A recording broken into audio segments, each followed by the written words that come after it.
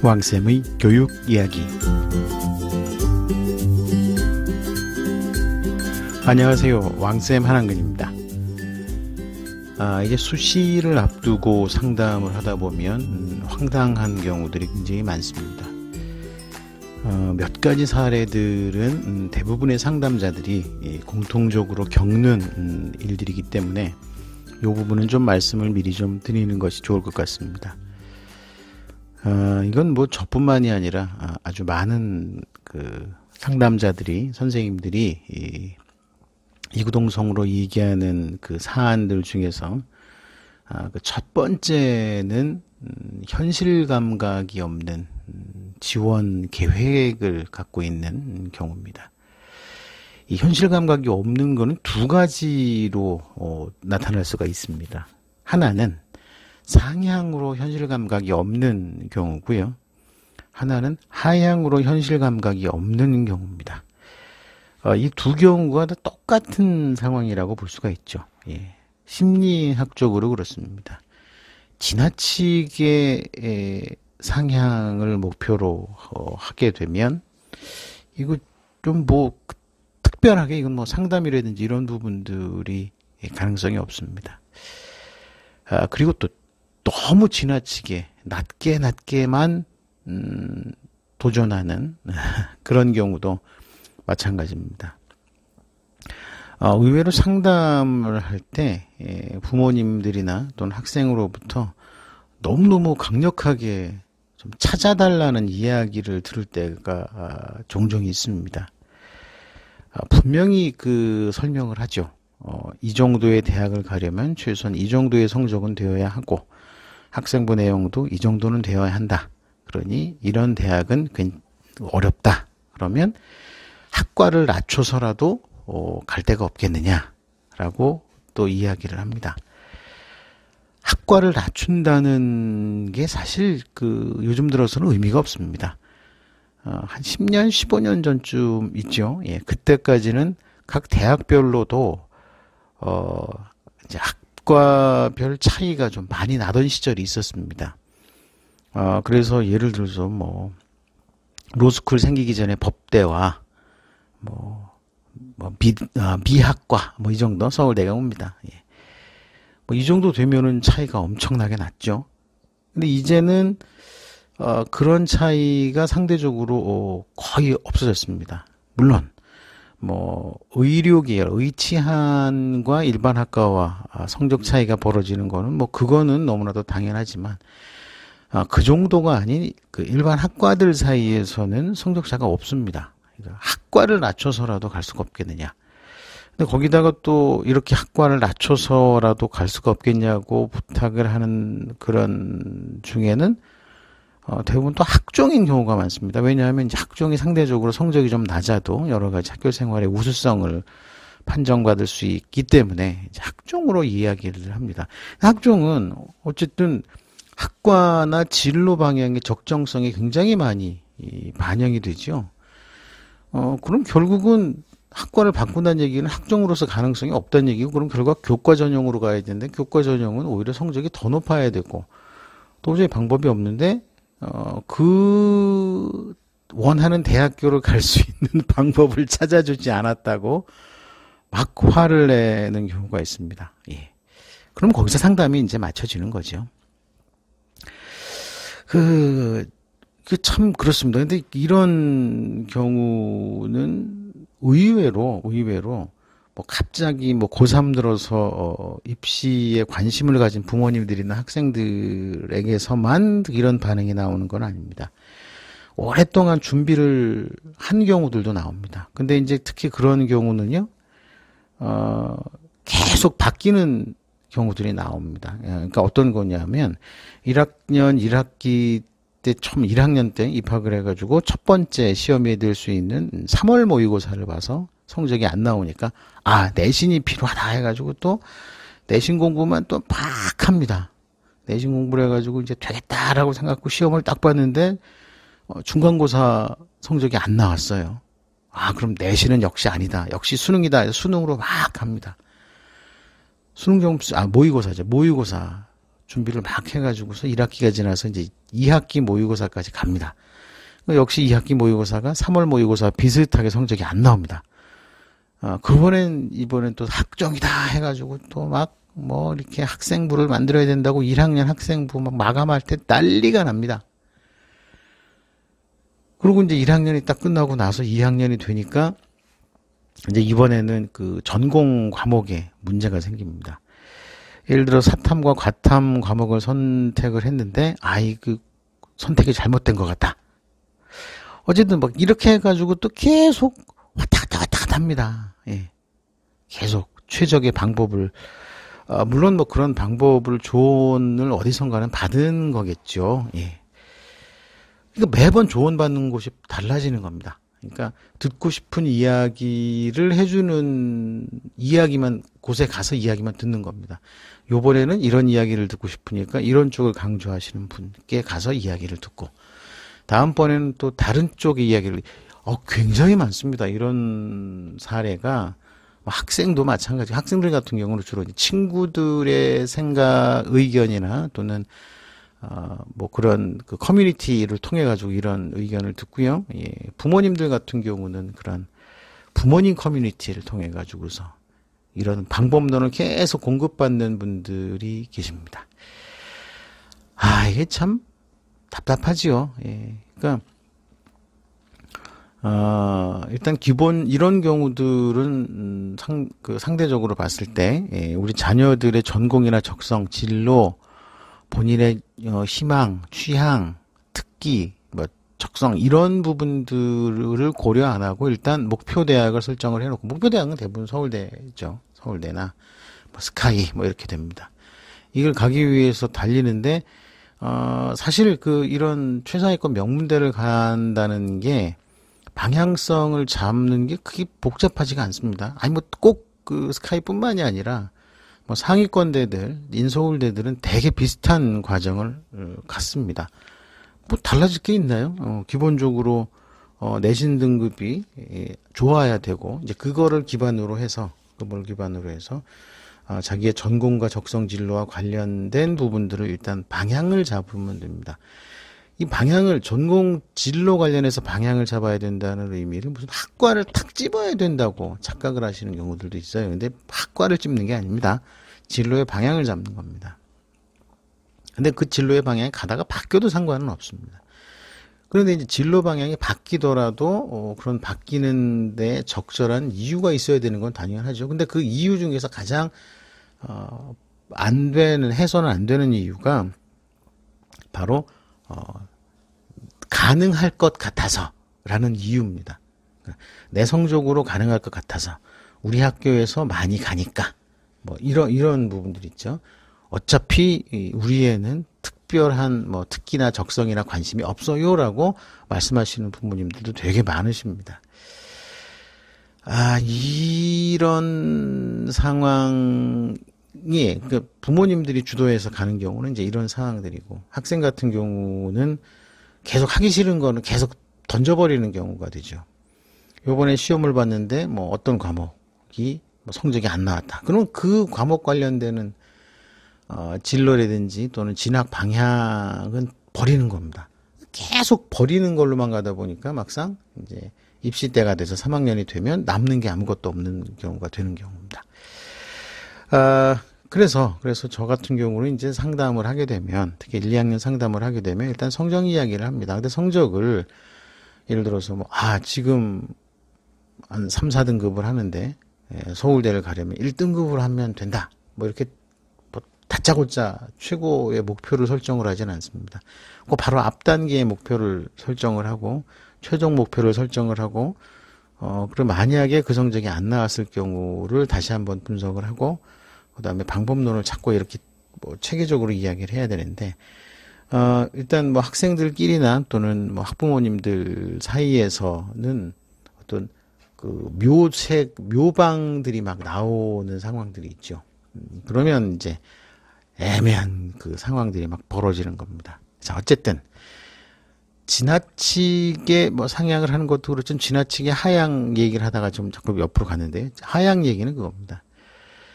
분명히 성적이라든지 여러 가지 학교생활 기록부의 내용들을 보면 뭐 중경외시 이상을 갈 수 있는데 그냥 인서울 바닥권에서만 그렇게 막 헤매시는 분들입니다. 아니 물론 그런 경우는 원하는 대로만 들어드려도 상관은 없습니다. 그런데 이제 이게 부작용이 생기는 게 예를 들어서 왜 낮은 학교들, 충분히 합격한 학교들만 이렇게 선택을 하려고 그러느냐, 목표하느냐라고 하면 너무 불안해서 라는 이야기들이 나옵니다.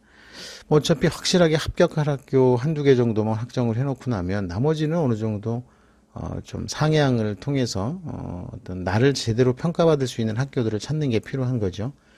근데 이제 6장을 다 합격을 하려고 하는 이런 상황들도 참 현실 감각이 없는 상황들은 마찬가지입니다. 그래서 상향의 현실 감각이나 하향의 현실 감각, 이 양쪽 다 비슷한 상황들이 벌어지는데요. 이런 상황들은 대부분 고등학교 1학년, 2학년을 지나면서 그 단초가 보입니다. 어떻게 될지에 대한 그런 모습이 대략적으로 이제 감이 잡히는 거죠. 이제 그렇게 하다가 이제 3학년이 되고 나면 이제 난감해지는 상황들이 막 벌어집니다. 어쨌든, 이런 부분들이 좀 어느 정도는 이제, 그런 것도 많아요. 나는, 뭐, 예를 들어서 스카이만 지금 말씀을 드리는 건데, 꼭 스카이 아닌 학생들도 많습니다. 뭐. 성안서나 또 중경외시를 꼭 가야 된다, 가고 싶다라고 해서 가고 싶다는 마음하고 현실적으로 갈 수 있냐는 다른 거죠. 나는 이렇게 최선을 다했는데 그 학교를 왜 못 가느냐. 글쎄요. 이게 그 학교들을 가고 싶은 거는 공부를 잘한다는 확인을 받고 싶어서 그러는 거죠. 근데 공부를 잘하지 않는데 어떻게 잘한다는 확인을 받고 싶겠습니까? 아니면은 그 공부와 관련된 어떤 역량을 보여주든지 해야 되는데 막연하게 그 희망만 가져간다는 건 문제가 좀 있죠. 자, 어쨌든 이런 경우들이라도 나중에라도 늦었더라도 어떤 좀 제대로 된 현실 감각을 찾기만 하면 그래도 상대적으로 원하는 학교에 가까운 결과가 나올 수는 있습니다. 원하는 결과가 나올 수도 있고요. 그렇지만 지나친 현실 감각을 손 놔버린 거는 문제가 될 수 있으니까요. 이런 부분들은 미리 1, 2학년 때부터 좀 잘 판단해서 준비해 주는 게 절대적으로 필요하다고 말씀을 드릴 수가 있습니다.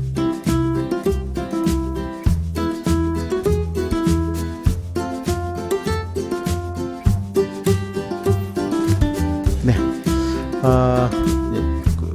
상담하면서 벌어지는 일들 두 번째는요. 이게 이제 몇 가지 이야기가 지금 섞이는 건데요. 갑자기 바뀌는 경우, 이제 앞서 말씀드렸던 학과를 바꿔서라도 좋으니라는 경우와 좀 일맥상통합니다.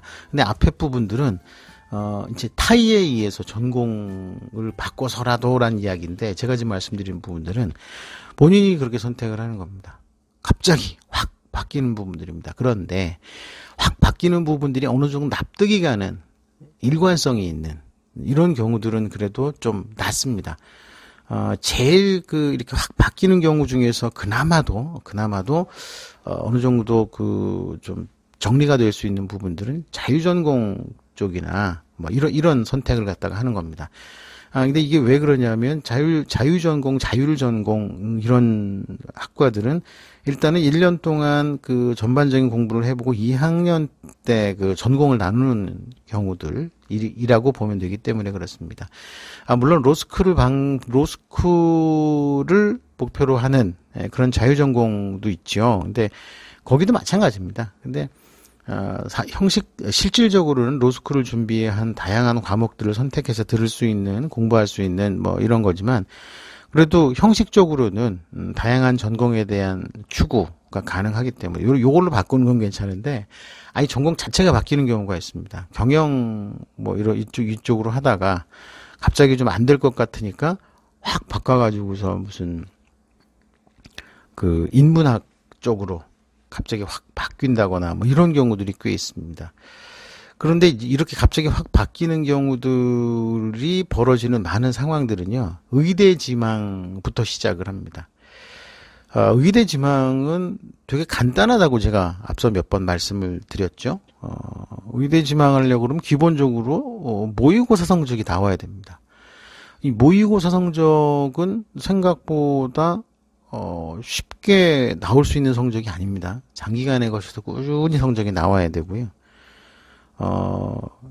이제 의대를 목표로 하는 모의고사 성적과 관련해서 제가 누누이 말씀을 드리는 부분들이지만 공부를 안 해서 이 과목은 성적이 안 나왔다라는 이야기를 한다는 것 자체가 적절치 않다라고 저는 생각을 합니다.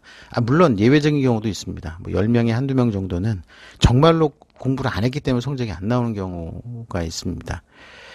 물론 뭐 탐구 과목 같은 경우가 그런데 탐구뿐만이 아니라 국영수에서 그런 이야기는 사실은 이게 허용이 되기 어렵습니다.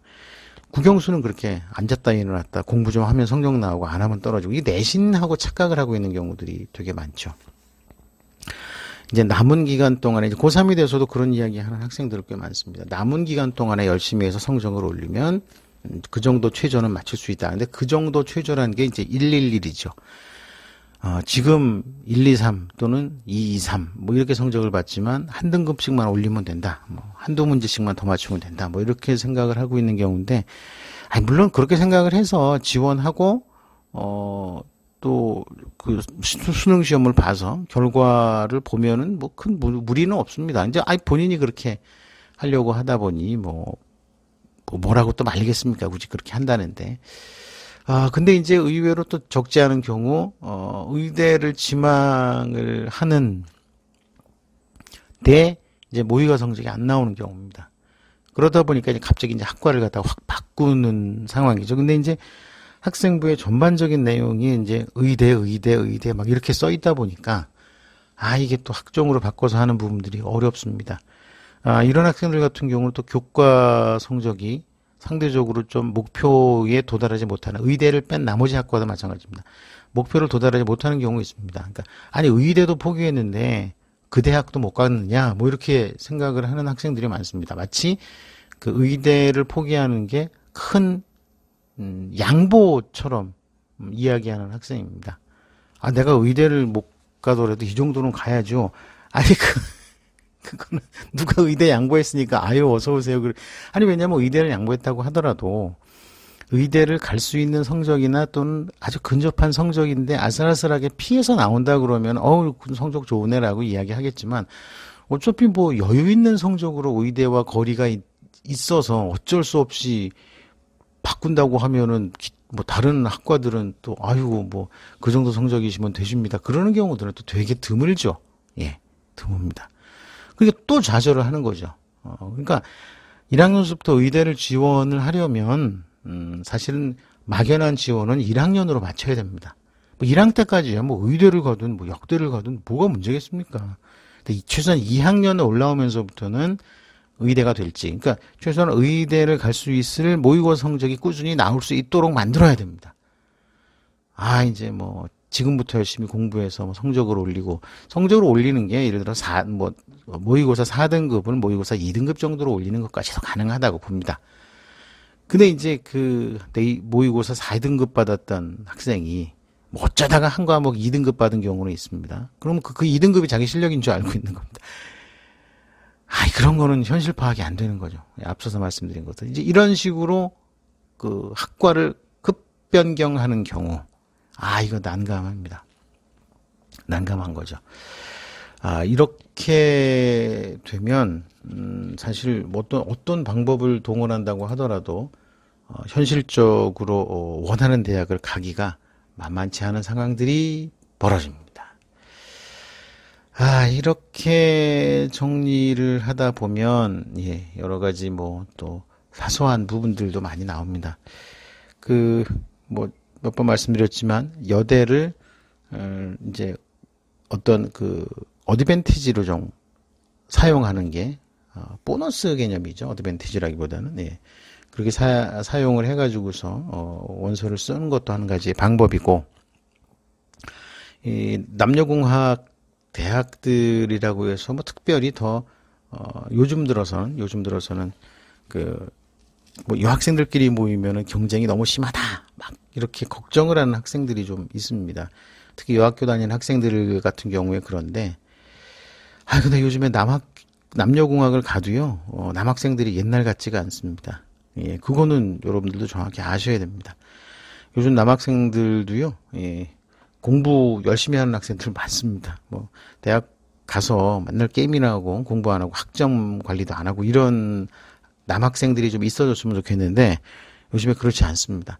그런데 남녀공학에서 여학생들이 두각을 나타내는 이유는 그만큼 공부를 열심히 하고 잘하기 때문에 그런 것이지 적당히 공부를 하는데 남자들이 너 이쁘니까 내가 네 성적을 위해서 양보할게 뭐 이런 경우는 없다는 겁니다. 생각보다 남녀공학에 가서도 여학교에서보다 더 치사한 성적 경쟁이 벌어지고 있다는 거, 예, 있다는 거. 그리고 이제 웬만한 여대에서 벌어지고 있는 다양한 그런 일들이 남녀공학대학에서 벌어지고 또, 모든 상황들이 이제 공유가 된다. 여대라고 그래서 어떤 특성이 있고, 그 다음에 이제 남학생, 여학생 같이 다니는 대학이라고 해서 또 어떤 특성이 있고, 이런 부분의 특성들이 많이 희석이 되고 있다는 거 좀 이해를 하셨으면 좋겠습니다. 그렇다고 뭐 의대를 꼭 가라는 건 아니고 상대적으로 여대를 가라는 건 아니고요.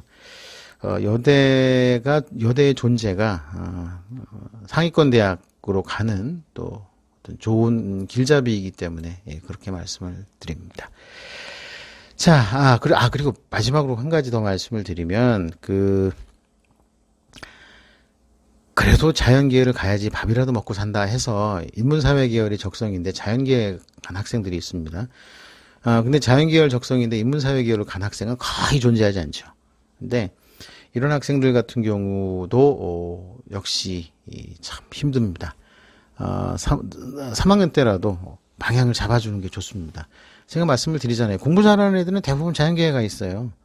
내신 성적도 상대적으로 이제 인문 계열에 가는 게 그래도 성적을 더 받을 수 있습니다. 물론 뭐 자연계열 학생들하고 공통으로 같이 공부하는 과목들도 있지만 이제 따로따로 공부하는 과목들 있죠. 특히 뭐 탐구라든지 뭐 수학과 국어 뭐 영어 뭐 이런 선택 과목에서 따로따로 공부할 때 보면 이거 부담이 그나마 깔아주던 친구들이 인문 계열로 다른 과목으로 빠져나가고 나면 정말 성적이 쭉 빠진다니까요. 그래서 뜨거 하는데 뭐 누군가는 깔아주겠지라고 생각하고 갔는데 그 깔아주는 사람이 본인이라는 걸 깨달았을 때 그 당혹스러워. 예.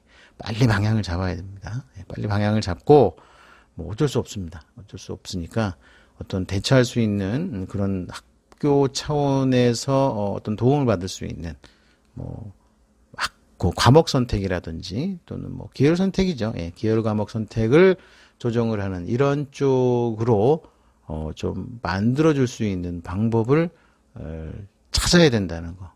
자, 요렇게 좀 말씀을 드립니다. 사실 제가 말씀드린 요런 내용들만 잘 챙겨보면 의외의 구멍이 많은 게 요즘의 입시입니다. 이제 올해 입시서부터 보면 제가 계속 말씀을 드리지만 변화가 굉장히 큽니다. 이럴 때 예상 외의 대박과 쪽박이 존재합니다. 여기서 예상 외의 쪽박 쪽으로 가면 안 되겠죠. 대박 쪽으로 가야 되겠죠. 자, 이거를 꼭 기억을 해 주셔서 입시나 이런 부분들에 좀 도움이 됐으면 좋겠고요. 자, 고3들 이야기를 지금 계속해서 한 겁니다. 사실상 고3들의 이야기를 한 건데 고등학교 1, 2학년들에게 반드시 알고 있어야 되는 정보이기 때문에 여러분들과 함께 했습니다. 자, 오늘 방송 여기까지 하겠습니다. 감사합니다. 다음 시간에 또 뵙겠습니다.